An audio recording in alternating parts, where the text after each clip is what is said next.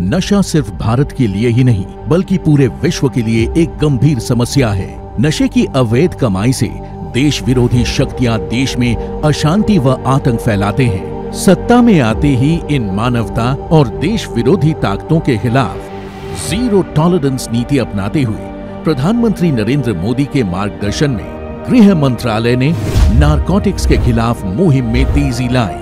जिस पैसे से ड्रग्स खरीदी जाती है उसी पैसे का इस्तेमाल हथियार और गोलियां, बम, बारूद और बंदूक खरीदने में किया जा रहा है। गृह मंत्री अमित शाह ने नशा मुक्त देश के संकल्प के साथ मुहिम को अंजाम तक पहुंचाने के लिए त्रिसूत्रीय रणनीति बनाई। संस्थाओं में समन्वय, संस्थागत ढांचे में सुदृढ़ता और जन जागरूकता अभियान।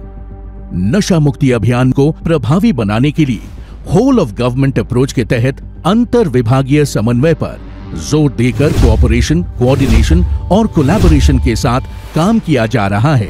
भारत सरकार ने 2019 से एक अप्रोच लिया है।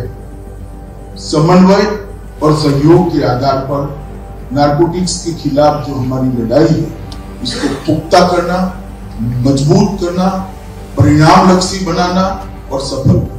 वर्ष 2019 में गृह मंत्री अमित शाह द्वारा गठित 4 स्तरीय एनकॉड द्वारा टॉप टू बॉटम और बॉटम टू टॉप की नीति से कार्रवाई में तेजी आई। इसके साथ ही एनसीबी को राष्ट्रीय स्तर पर नोडल एजेंसी बनाया गया है।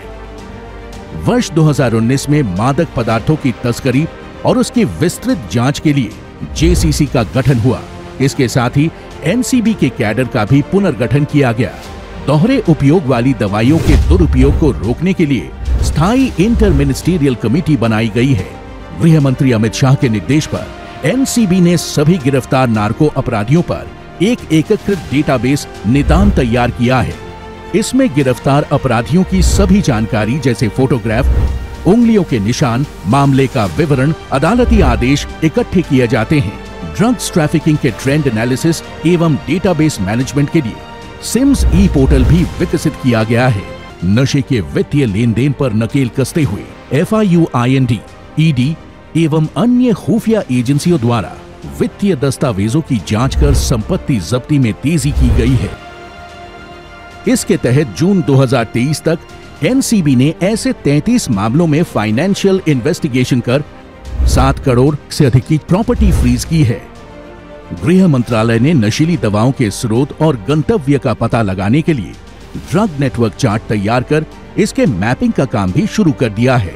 मादक पदार्थों को सूंघ कर पता लगाने के लिए खोजी कुत्तों के एक राष्ट्रीय नारकोटिक्स K9 पुल की स्थापना की गई है और पहले चरण में 10 कार्यालय खोले गए हैं।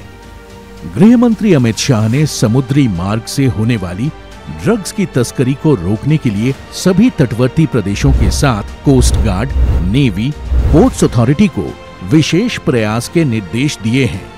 साथ ही अवैध मादक पदार्थों की खेती की समस्या के निवारण हेतु ड्रोन के प्रयोग के लिए एक अंतर मंत्रालय स्टडी ग्रुप का गठन किया गया है। गृह मंत्री अमित शाह के दूरदर्शी और सशक्त नेतृत्व में किए गए इन प्रयासों का ही परिणाम है कि एनसीबी द्वारा पकड़े गए मादक पदार्थों की मात्रा में लगभग 160% की वृद्धि हुई है और इसके कारोबारियों के विरुद्ध 199% अधिक मामले दर्ज हुए हैं। प्रधानमंत्री नरेंद्र मोदी के मार्गदर्शन और गृह मंत्री अमित शाह के नेतृत्व में भारत को नशा मुक्त करने का अभियान अब रंग लाने लगा है।